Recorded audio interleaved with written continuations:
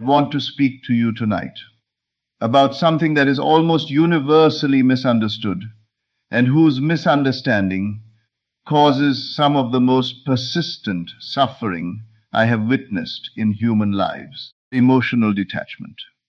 When most people hear those words, they imagine a kind of coldness, a withdrawal from the richness of human feeling, deliberate numbing of the responses that make life vivid and connection possible. They imagine someone who has closed themselves off, who has decided, after too much pain, that caring is dangerous, and has built around themselves a careful distance from everything that might hurt them. That is not what I am going to teach you tonight. That kind of detachment is not freedom. It is simply a different form of bondage, the bondage of one who is so afraid of attachment that they have made the avoidance of feeling their new prison. What I am going to describe tonight is something entirely different. It is the freedom that comes not from caring less, but from drawing your sense of completeness from a different source, not from the approval or affection or presence of another person, but from the awareness within you that is already whole, already sufficient, already the source of everything you have been seeking outside yourself. This freedom is not cold. In fact, it is the only condition under which genuinely warm, genuinely free love becomes possible. Because love that comes from lack is not love at all, but need wearing love's name. And need, however sincerely felt, will always eventually contract into grasping, and grasping into suffering. Tonight I want to give you 5 principles, not techniques in the mechanical sense. 5 ways of understanding and orienting yourself that, practiced consistently, will move you from the prison of emotional dependency to the open ground of genuine freedom. Not the freedom of not caring, but the freedom of not needing. Let's begin at the foundation. Because without the foundation, everything else is scaffolding with nothing to hold it. The foundation is this: you are not what you have been assuming you are. You have been assuming, most of the time without examining the assumption, that you are the sum of your relationships. Your worth is established by whether the right people see it, that your completeness depends on the presence and approval of certain others. To be fully yourself, you require certain external confirmations that you are loved, valued, chosen. Enough. This assumption, so deeply embedded that most people cannot immediately recognize it as an assumption rather than a fact, is the root of all emotional dependency. Is the thing that makes the withdrawal of another person's affection feel like the withdrawal of your own worth. It is the thing that makes approval seeking compulsive rather than occasional. It is the thing that makes a relationship feel, from the inside, less like a choice and more like a necessity. And it is wrong. Not wrong as a moral judgment. Wrong as a description of what you actually are. You are the awareness within which all of this experience occurs. You are I am the consciousness, the presence, the living ground of experience that was there before the relationship, that is there during it, that will be there after it, in whatever form that takes. This awareness is not diminished by the absence of another person's regard. It is not enlarged by their presence. It simply is complete, sufficient, entire unto itself. The way a flame is entire unto itself, regardless of whether anyone is in the room to see it burn. When Scripture records the divine name as I am that I am, it is pointing directly at this, not at a being separate from you who bears that name, at the nature of consciousness itself, your consciousness, which is the only thing that is incontrovertibly, undeniably, always and already present. The I am is what you are before you add anything to it, before you add successful or loved or worthy or enough. I am pure, sufficient, complete. The first principle of emotional detachment is simply the practice of returning to this recognition, not once, in a moment of inspiration, but repeatedly in the ordinary moments of your day. When the urge for another's validation arises, notice it. Do not fight it. Simply notice and return to the I am, not as an affirmation designed to override the feeling, but as a genuine recognition of what is actually true about you beneath the feeling. I'm already whole. The wholeness does not require confirmation from outside. This recognition is the root from which all genuine detachment grows, because you cannot detach from a source of your completeness. You can only detach from something when you have found in yourself the completeness that you were seeking there. The completeness is already present. The I am is already there. You are not building it. You are recognizing what was never absent. Second principle I want to give you is the one I return to in every context in which transformation is the subject, because it is the one that most precisely describes how consciousness actually creates.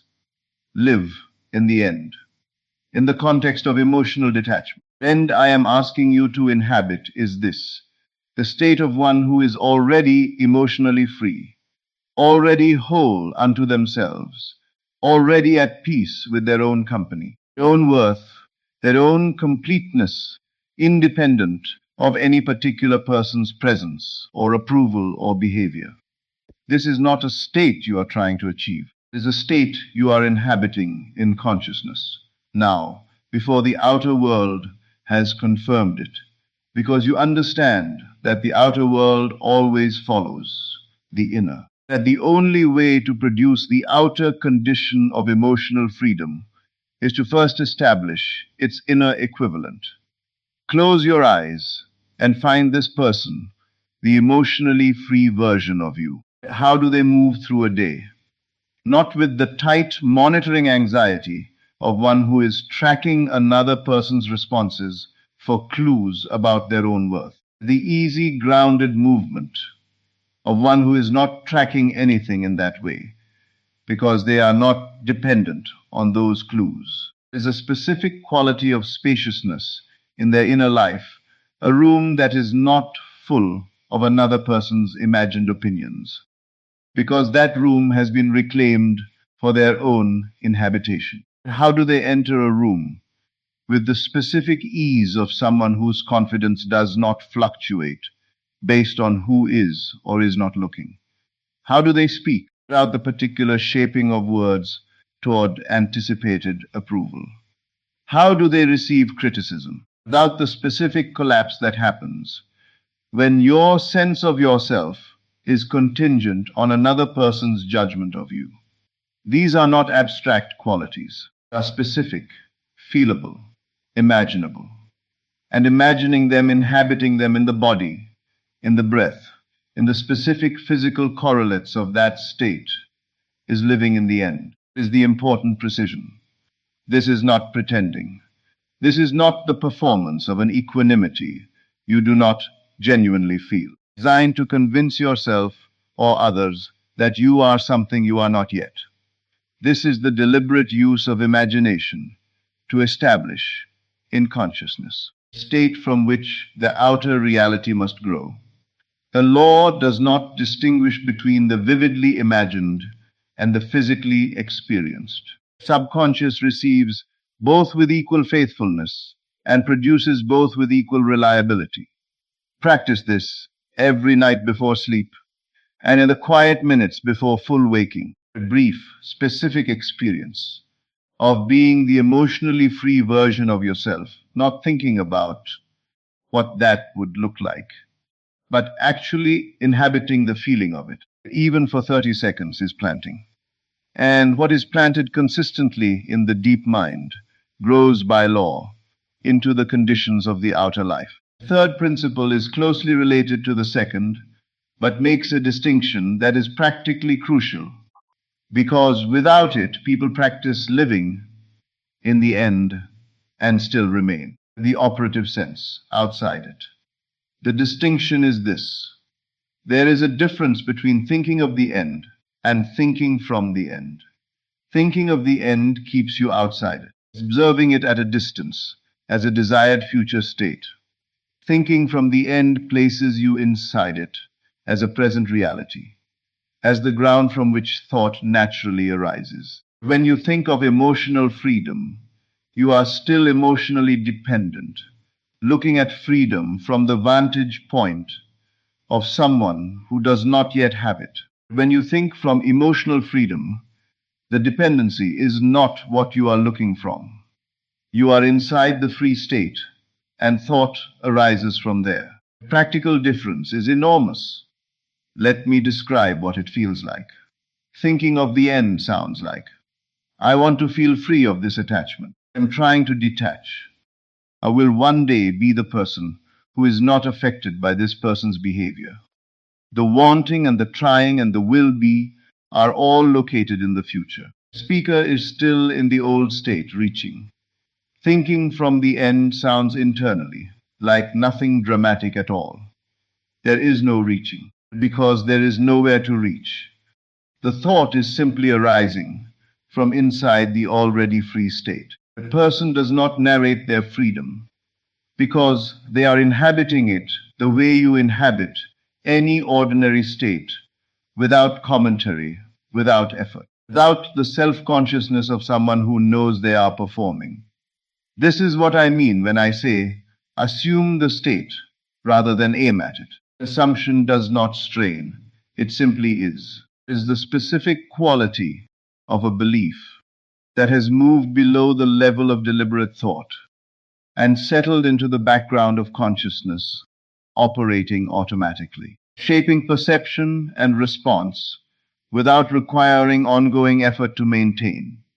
The practice is, whenever you notice yourself thinking of the free state, observing it at a distance, rating your aspiration toward it, step inside it, shift from the outside to inside, feel the difference in the body. The reaching relaxes. The monitoring quiets. There is a specific settling that happens when you move from aiming at a state to inhabiting one. Find that settling and rest in it, however briefly.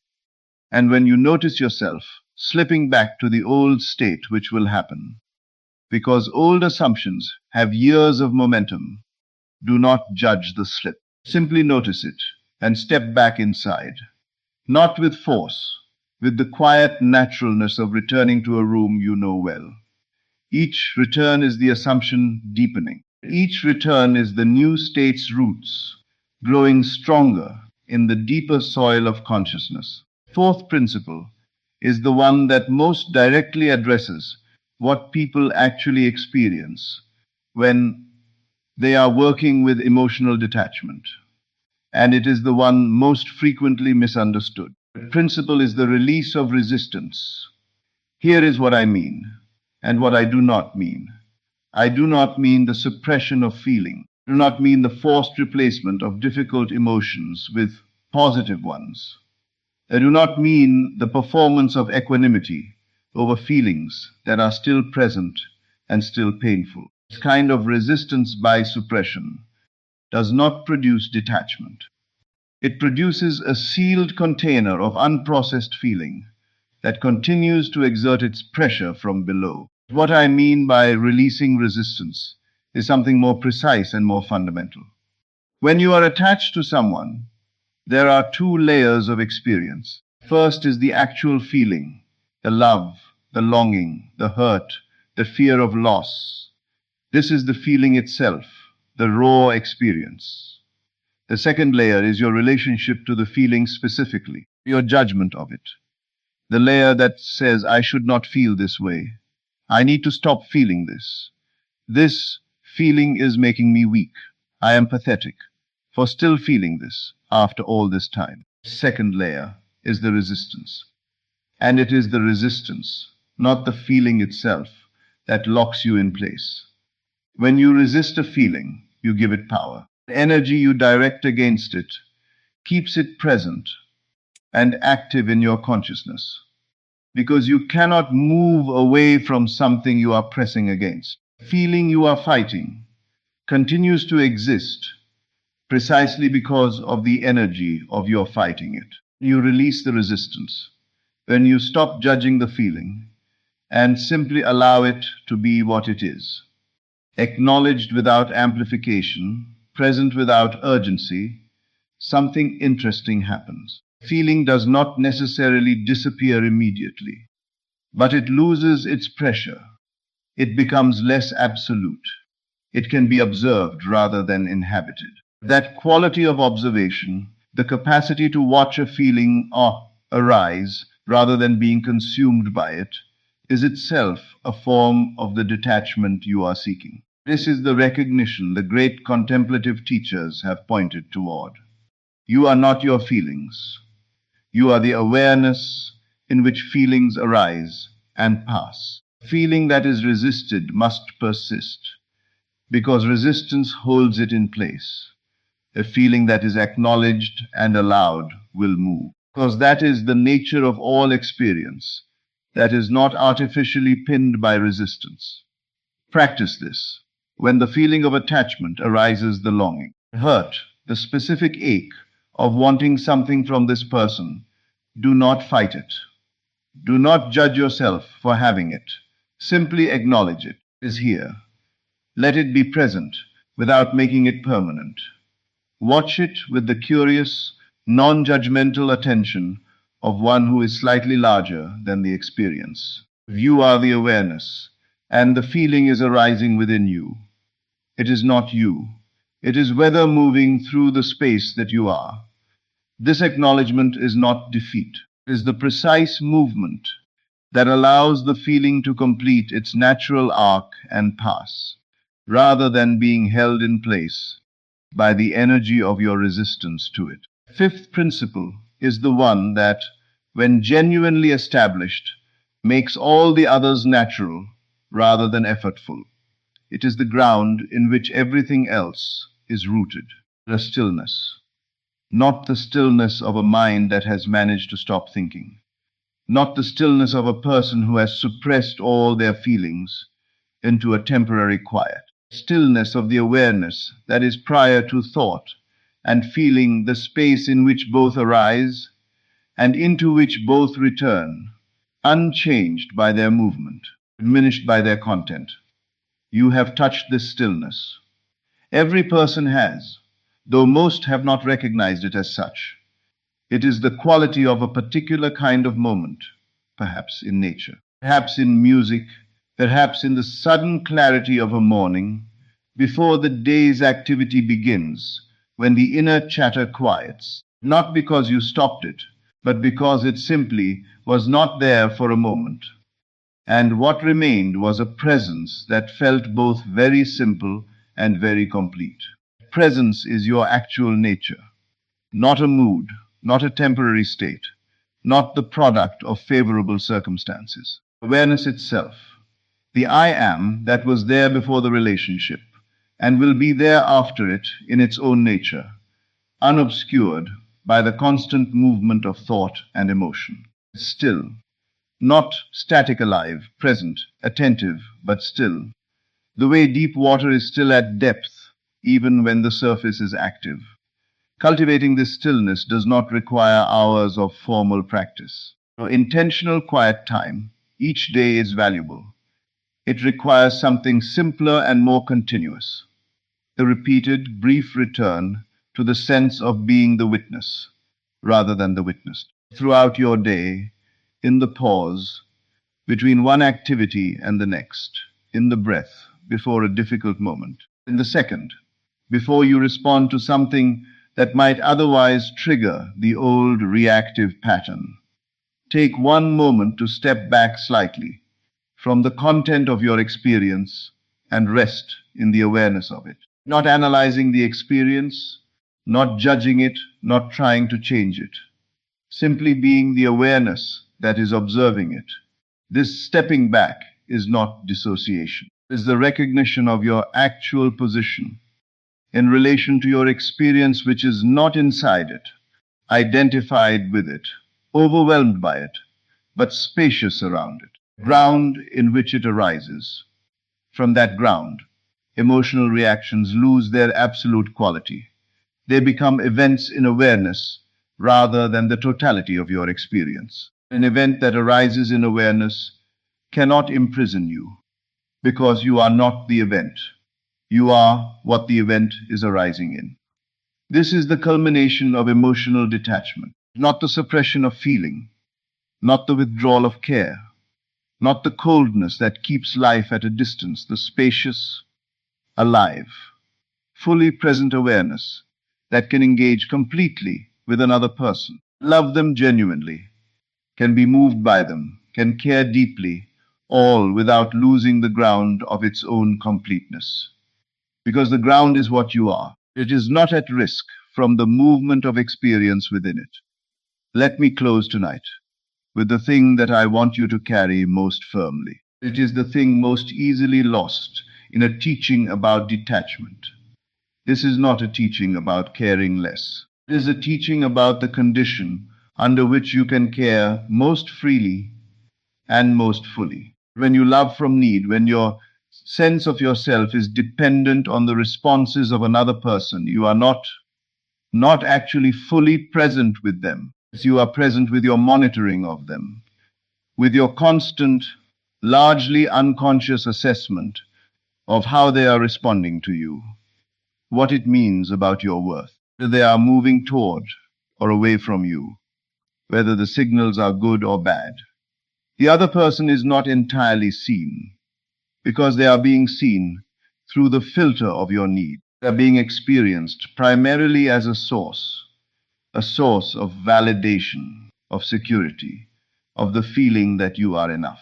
When you love from the ground of your own completeness, from the I am, that does not require their response to know its own wholeness, you can, perhaps for the first time, actually see them, not as a source of what you need, but as the particular, specific, unrepeatable person they actually are. You can love them for what they are rather than for what they provide. You can give freely rather than trade anxiously. You can be with them without the constant background transaction of need. This is the love the great teachers have called unconditional. Not love that has no preferences, not love that accepts any treatment, love that is not contingent on the other person, providing you with the sense of your own worth. Love that comes from overflow rather than from deficit. This love, which is only available from the ground of your own completeness, is more sustaining, more genuine, more recognizable to the other person as actual love. Any amount of need-driven clinging could ever be. So practice these 5 principles, not as a project of emotional surgery, not as the withdrawal of care from someone you love, as the cultivation of the very ground from which genuine love becomes possible. Recognize the I am within the awareness that is already complete and does not require confirmation. Live in the end, inhabit the state of emotional freedom in imagination before it is confirmed in the outer world. Assume the state, step inside it, rather than aiming at it from outside. Release resistance. Allow what is present to be present, without judging it into permanence. Cultivate inner stillness, find and return to the awareness that is prior to all the movement. Spacious, stable, alive. And in doing all of this, discover what I am describing when I say that true detachment is not the end of love, but its beginning. The person who has found their own completeness